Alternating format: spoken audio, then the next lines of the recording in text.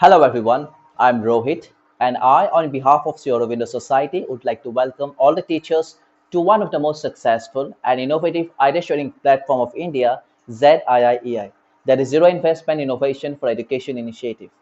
And here we will be discussing about new and innovative techniques for the different lessons from our chapters. And in short, we will learn how to make the whole process of learning fun and interesting for the kids. And today the chapter that I'll be covering is from NCERT Board Class 1. Chapter is 2, subject is mathematics, and the name of the lesson is known as numbers from 1 to 9. The innovation that I'll use for covering this lesson is known as question bank, and the main innovation behind using this idea is to make the students frame questions through teamwork, leading to complete understanding of the lesson. And when we use this innovation, it also helps in the development of peer learning among the students. The concepts that we will cover with the help of this innovation are learning about revising the numbers from 1 to 9 and learning the number names. The duration for this activity will be 15 minutes. One very important thing that we need to keep in mind while implementing this idea that we should have already completed the reading, building and explaining part of the chapter, and we will use this innovation only as a means of revising the concepts.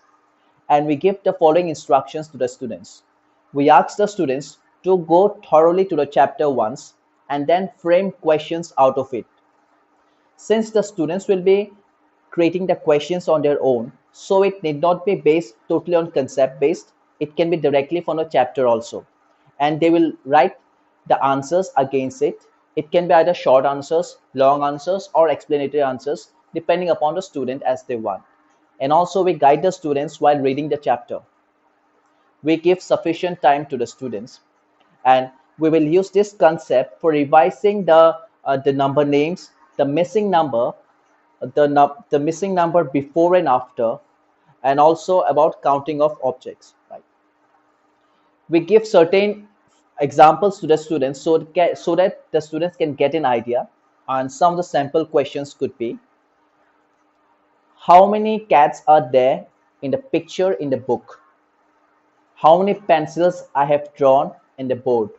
Or how many flowers are there on the board? What comes before 2? What comes before 4? What comes before 8? What comes after 3? What comes after 7? What is the missing number between 3 and 5? Or what is the missing number between 7 and 9? We give the sample questions to the students and we give them sufficient time to frame the questions. Once the students have framed the questions, we divide the whole class into certain groups. We select a leader out of the group, and then the leader will be collecting all the questions from their particular group, compile them together in a fixed set of questions in such a way that there are no repetition of questions. And when we initiate the class in this way, when we make the students prepare questions on their own, it leads to a number of developments. We get a number of learning outcomes out of it. First of all, when the students will be going to a chapter and creating questions on their own, it will help in developing the critical thinking and the decision making process.